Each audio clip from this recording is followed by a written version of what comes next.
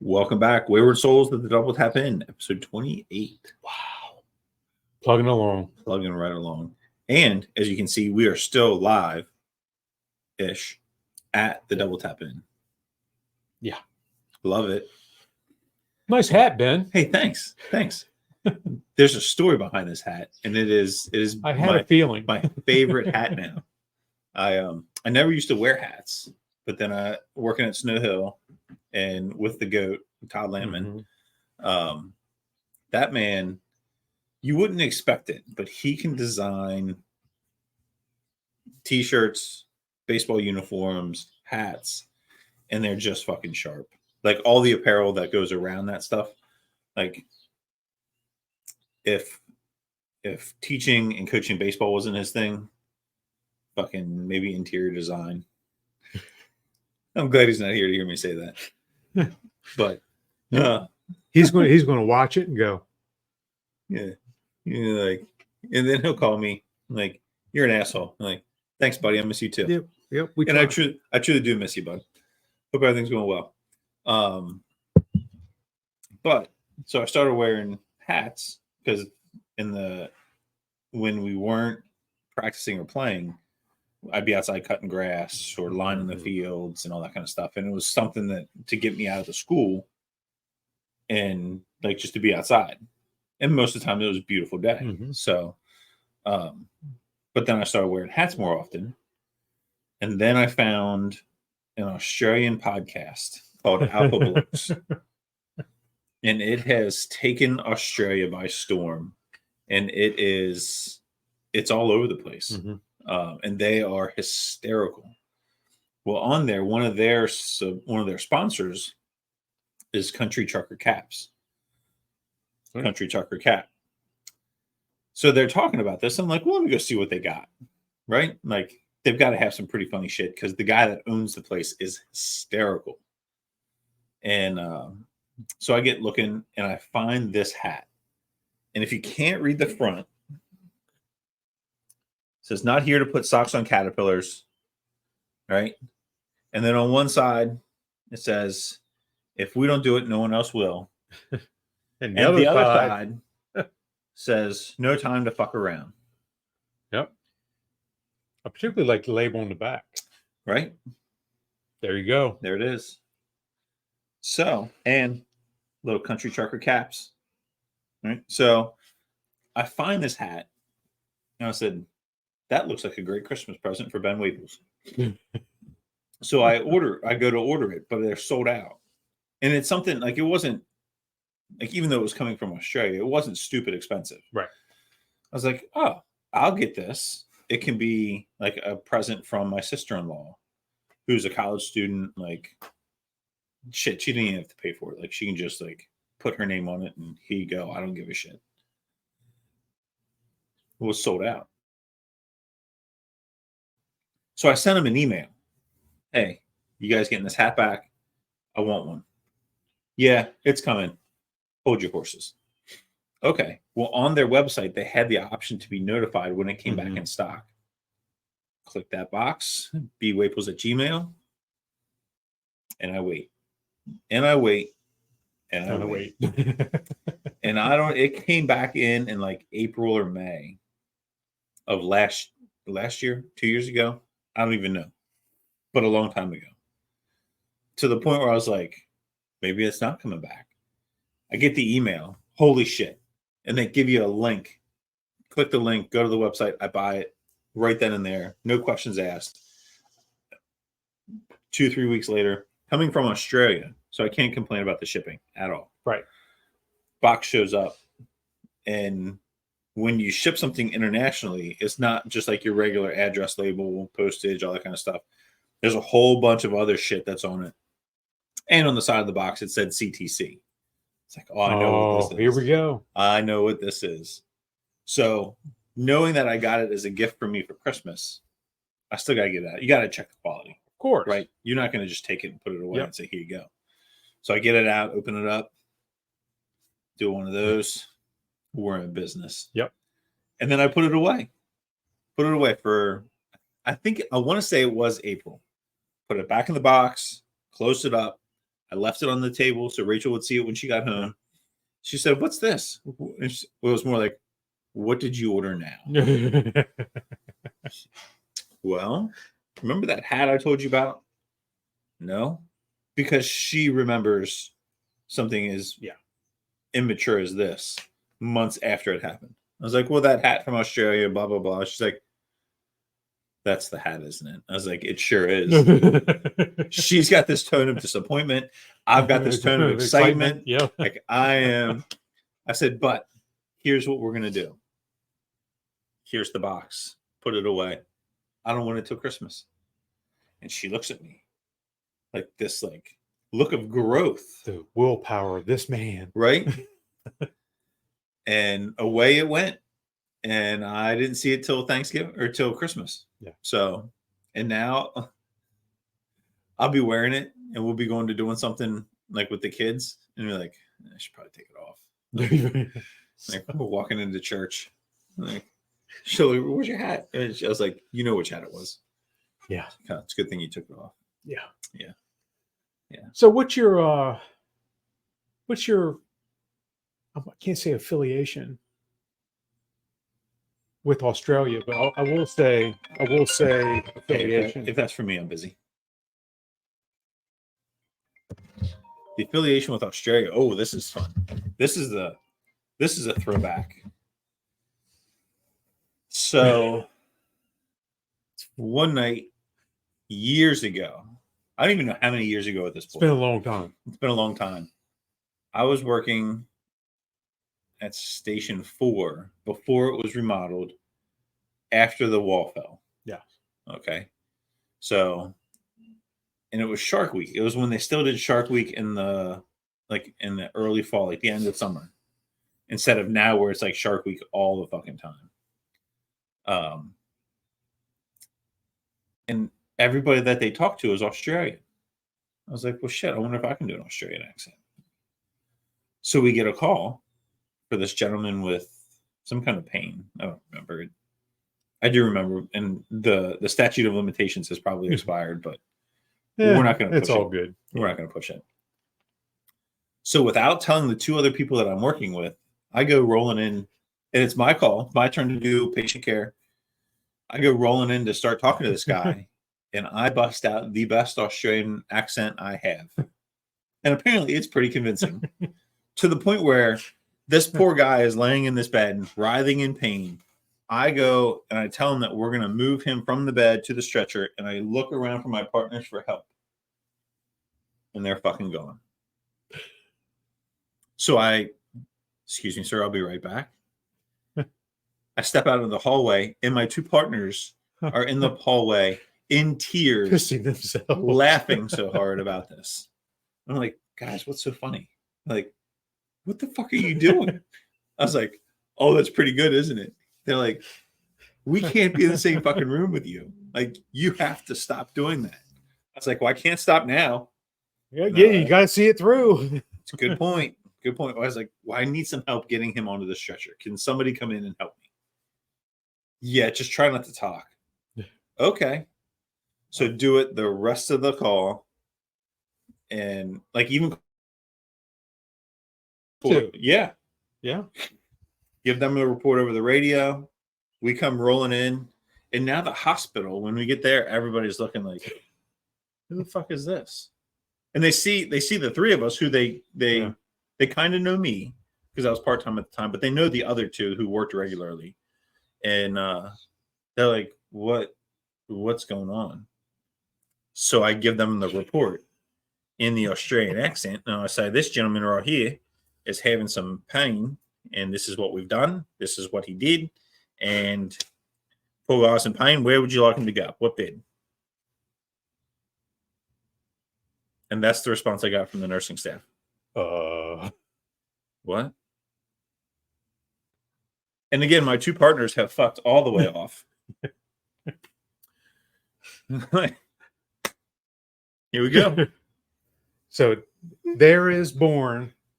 That was Ben Waples, the Australian exchange paramedic student. Goes by the name Mitch Irwin. Yep. Steve's cousin.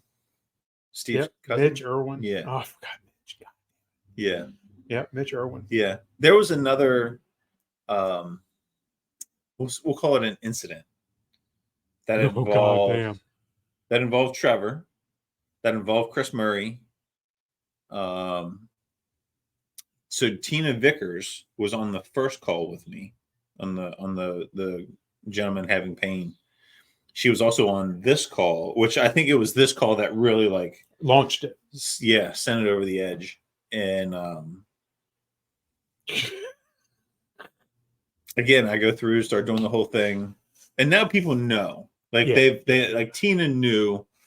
I don't know if Murray did or not, but Murray has the ability to keep his shit together when And something feed into it. Yeah. And so we get the patient into the ambulance. We're climbing into the ambulance. Murray is the last one to climb in. And Trevor, as our supervisor, is walking up. And Murray says, "Hey, Trevor, you got to get over here, get a load of this shit," which is never a good thing to hear from Chris Murray. So I can only imagine what Trevor does. And he goes, walks up, climbs in, and now Murray is standing outside laughing hysterically. He finally gets a chance to let it loose.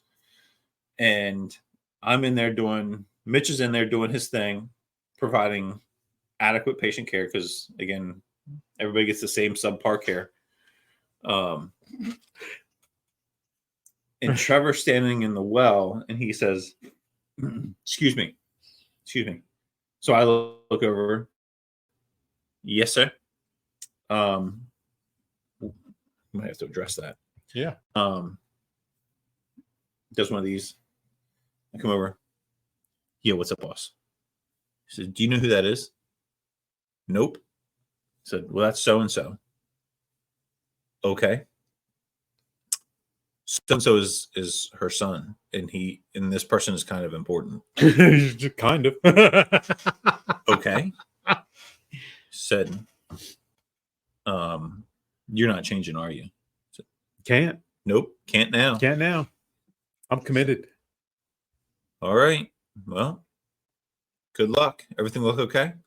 Yeah, I think she's okay. All right. I said, "Do you mind if I go back to work now?" He says, "Nope, go ahead." So I go back over, sit down, start talking to this wonderful young lady who was not young, and continued on the call. And then we get back and we get in the station, and I think that was when you could still like page the firehouse and like over the intercom. Get the intercom up to the captain's office, and he's like, "What the fuck was that?" I was like, "Isn't that hysterical?" He's like, "Yeah, but you still don't know who the fuck you were. You were treating, do you?" Can you pick a better patient? It's like, no, I don't give a shit. Oh, Yeah, less. yeah, that was, and then from there it just kind of took off. Yeah. So yeah, you gotta. I'll plug it in for you. yeah. So yeah, good times. Always. Sorry, folks, a little technical difficulty. Get that there. Oh shit. That's right. Cooper, get it. You would think that this is like our first time doing this the way we were acting. You know, I've watched podcasts where they wing it the entire time. I'm okay with winging it. So you've seen you watched our episodes. That's exactly what I was Okay, referring perfect. Yeah. to. Did it come on? Yeah, we're good. Okay. Yep. Good. Pods. Speaking of seeing the podcast, you know what else people are going to start seeing? Yeah, I do know. Yeah. I know a lot. Yeah. These little gems right here. So if you want them, there you reach go. out to us. Yeah. Not only do we have those, we have the OG, originals. The OG. Damn. Yeah, that reflection little is brutal. And then we have that one. So if you need any swag, yeah, reach out to us via social media or hit us up on the email. The link is down below. Yeah. And we'll take care of you. Yeah, which people have been. Mm-hmm. The spawn number 1, correct? Right. I got the order. Yep. Reached out, and that was quite the email. Yeah. I didn't realize. You said he'd sent us an email. One, I didn't realize that it hadn't come to my phone yet, and that he copied you on it too, which good work because I'll forget shit. But that was quite the email. Yep. Like I wasn't prepared. I think he's overestimating the amount in which we have our shit together.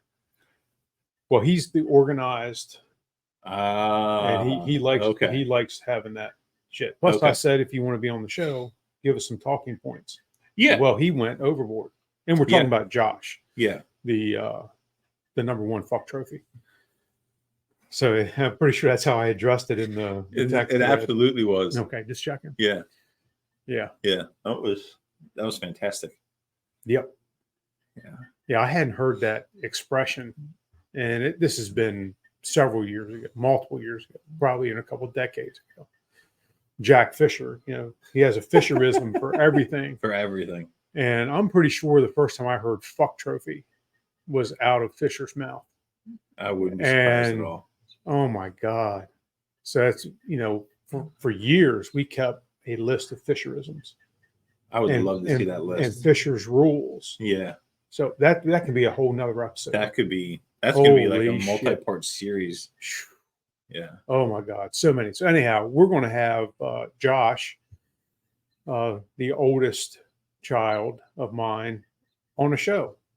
And for those of you who don't follow him on social media, he has Straw Hat Barbecue, which he's kind of gotten away from. And he has another one that is pretty much just journalized his life in general with the outdoor stuff and his truck and all that. And it's, I believe it's Dirty Old Body Style, Dirty OBS, something like that. Hang on a second. Yeah, I never look at it. He just pops up in my feed and I look at it there. I don't look at the name. But today, once we clear this up, Old Dirty Short Bed. That's it. There it is. So we're going to discuss tools of the barbecue trade today. And now we've killed 17 and a half minutes. We're going to cover tools. Talking about Mitch Irwin. Yeah, cover tools in 10. Which is easy enough. Yeah. So, and I brought some stuff out here. Show and tell kind of day. It is a big show and tell day. Yeah, it is. And I'm kind of scared looking at all the sharp instruments to my right here. So, a couple of necessities that you've got to have. And one, you got to have a good thermometer. You got to have good knives to do your trimming, to do your slicing. You've got to have the accoutrements. Accoutrements. That's another one. It's fancy. And you got to have your pans, your foil, your butcher paper, your whatever liquid you want to use to do your braising with, if you choose to do so. You got to have your rubs. There's a laundry list of stuff that you can do. Binders if you use one. Notice how I said that with a little disdain. Yeah, that's okay. But let's talk about thermometers first. Thermometers, you can do goodness gracious, thought I had that turned on. My apologies. You can have a whole bunch of different things. You can have wireless probes that go into your meat while you're cooking. You can have wired probes. You can have an iGrill Bluetooth deal that goes directly to your phone. This particular one has 4 different probes that go with it, and you can monitor 4 different pieces of meat. You can have an ambient air temperature one. You have all kinds of stuff. They're perfect for when you're starting out. And I say that because then you don't have to worry. You don't know your times yet. You don't know a whole bunch of different things. And it'll get, right now, I don't use one. I don't use any monitoring during the cook. I've learned throughout the years of a basic time and a basic appearance. And once I get that, and believe it or not, there's a smell associated with it too. Once you you walk outside and you go, oh, damn, that smells really good. Yeah. And I'm sure you've noticed it. Oh, yeah. you go, okay, then I'm close to my wrap time or my whatever time, depending on what protein it is. You learn through experience. So now I don't even use an in-cook probe anymore. But I do, however, use my Thermopin. Now this thing it's 75 degrees in the screen porch at the double tap in. It's an instant read thermometer. It means that unlike this hunk of shit, I don't have to wait. It goes in, gives me an immediate temperature. The lid's not open very long. It's in and out. That's what she said. And it's very accurate. And that's what I use on every single cook, every single time without fail. And for your cooks, at this point, you're using that more of a probe tender more than a temperature thing. Correct. Now, I know that when I'm getting towards the end, I'm looking for a certain maximum range. So I will use it at the end, but I know before I ever see the temperature if it's done or not because of probe tenderness. And folks, when you get doing this and you're getting towards the end, you'll stick the thermometer in and go, okay, that met with some resistance. Then you get your thing, it's at 198 or whatever it is. You take it out, you wait a little bit longer, and then the next time you stick it in, it just slides right in like a prom date. It is, then you know it's done. It is, and it'll be absolutely perfect. And you'll learn that as you go along. Again, it's all stuff that you learn every single cook. Invest in the Thermopin. I've gotten the cheapies off of Amazon because doing these huge cooks, I want 4 or 5 of these laying around. Every corner of a smoker, I want one laying. That way I can just grab it and go. The big cook I did where we did 1,200 pounds in 3 days during the tropical storm, I had just purchased a handful from Amazon of the $20 ones because I knew that I was going to need a lot of them. And I didn't want to spend $300 on Thermopins, so I just did the cheapies from Amazon. Most of them didn't make it through that cook. Oh, wow. So they all got sent back. And fortunately, they refunded my money and did all that. They weren't worth the time and effort. So then I started investing. Every couple of months, I'd buy another Thermopin. And they were absolutely fantastic. I highly recommend them without a doubt. So let's get into some knives, some cutlery stuff. Oh, hang on, before we move on to the knives, I think the thermometer and the meat temperature across the board for whatever you're cooking is probably one of the biggest ways to advance your cooking. Oh, yes. By far. Yes. Because you go out, you throw a steak on, you throw a burger on, whatever, you throw a piece of chicken on. You cook it until it looks done. You give it you pick up your tongs, double click them, and you give it a little poke. Oh, yeah, no, it needs a little longer. Or you're slicing it open and you're looking like if you got some big chicken breasts. So now you're losing all of that. That juice that you would have got if it had cooked to temperature as a whole piece. But I think monitoring and watching the temperatures of the meat and pulling the chicken at 165, pulling your pork at 165. You know, if you're going to do some of the dark meat on chicken, it's done at 165. But if you take it to a little higher, 190, it breaks down that meat and that fat, and it's a better collagen that's in there or whatever you want to call it. It breaks all that down, and it's a better piece of meat.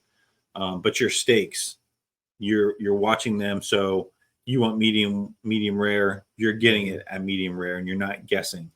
That out of everything that I've done is single-handedly the best thing that I've done for my cooking since starting all of this. Hands down. So I said earlier that I don't use the iGrill anymore. That's not exactly true. When I'm doing my meatloaf, I 100% use an internal probe because I want it to stop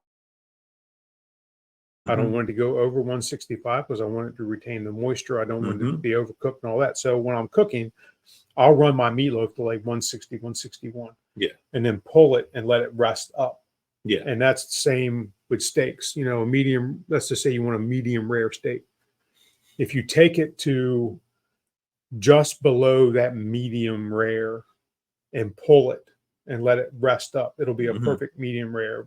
A lot of people don't understand that when they're cooking, meat will rest up. And when I say rest up, the temperature will continue to increase a certain amount depending on how much flame you have on it or how much heat you Mhm. have on it. If you're running it low and slow, it's not necessarily going to rest up 10 degrees. It'll rest up a handful. Mhm. And that comes from experience, learn how to do it. Now, if you're cooking on a grill and you want a medium rare steak and you run it to 130, let's just say for an example, you've already overcooked your steak. Yeah. Because then it's going to rest up. You know, you've had it on a 450 degree charcoal fire, and it's going to rest up to that medium well level. Yeah. So you really need to pay attention to the rest, and you want to rest every piece of meat you cook. Yeah. And for those of you who don't know what resting is, it's when you take it off the heat, you just let it sit, and it reabsorbs some of the moisture that has been pushed out during the cooking process, and it gives you that really juicy piece of meat. If you cut it too soon or cut it as soon as you take it off, you're not going to have the quality that you're looking for.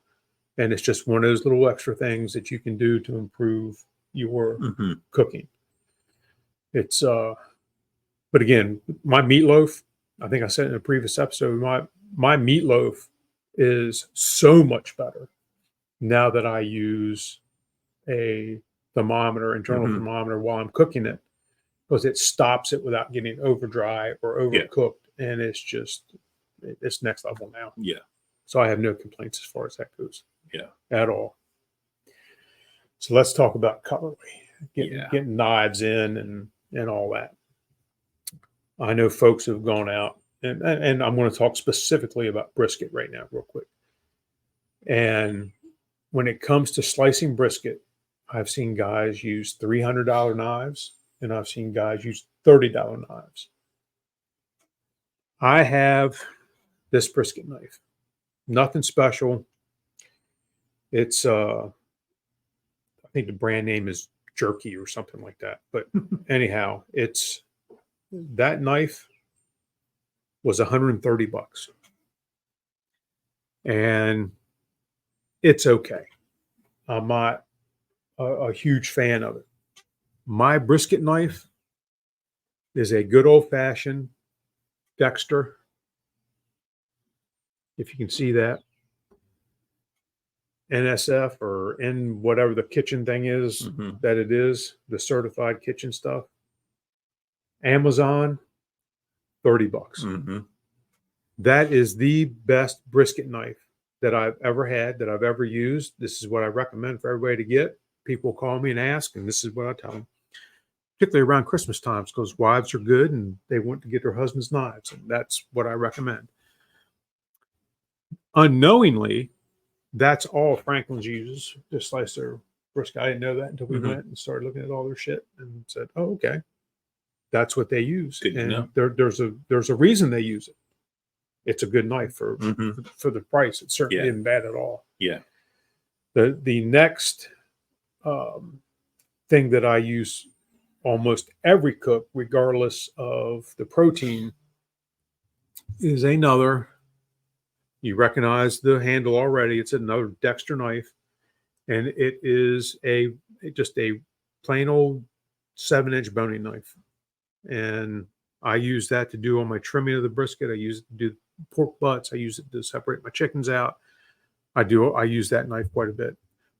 And no matter what you do to that knife, it holds an edge Mhm. very, very well. I also have a steel that I use. You've seen the butcher steel that where they do all that. And that didn't feel so good on the shoulder. But anyhow, it is what it is. I got to learn this shit. And it's for the cost, you can buy an entire set of Dexter knives for what I have in this. dishwasher safe. You can't fuck them Mhm. up. They hold an edge very well. They don't stain. Stupid sharp. Stupid sharp, especially if you keep an edge on them when you're doing stuff Yeah. and you pay attention to edges. Yeah. So I sharpen my knives religiously because if you want a tool, a dull tool does not work.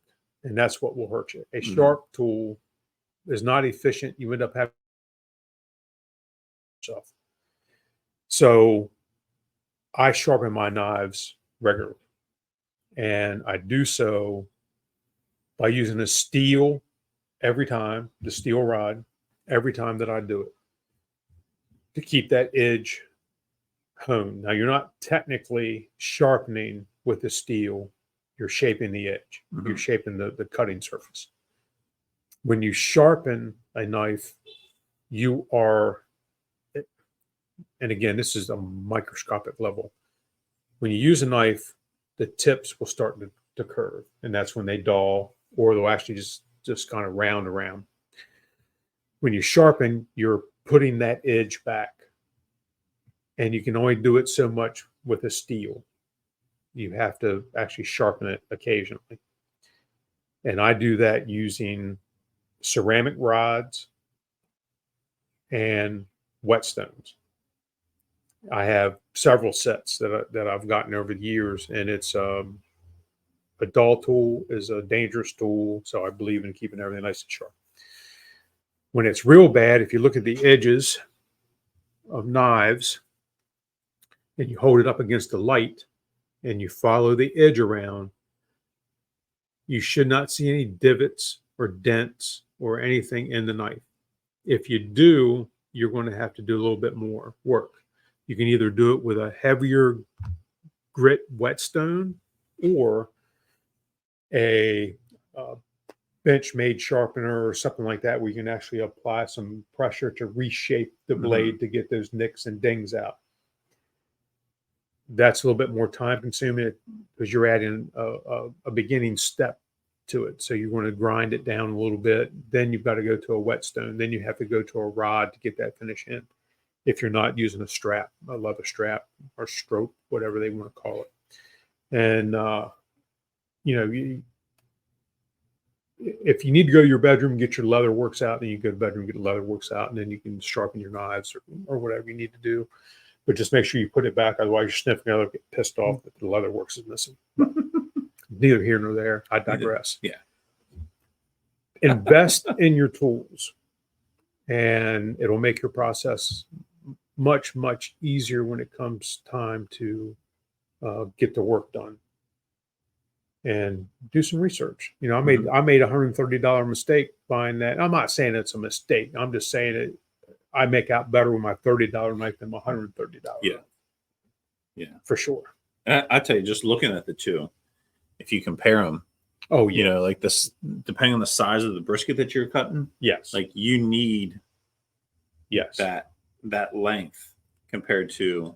So that was something else I noticed. I'm length. glad you mentioned it. So now you will see brisket knives, and they'll talk about the juice groove in these. You see those, and that supposedly these things that supposedly keeps the brisket from sticking to the knife and whatnot.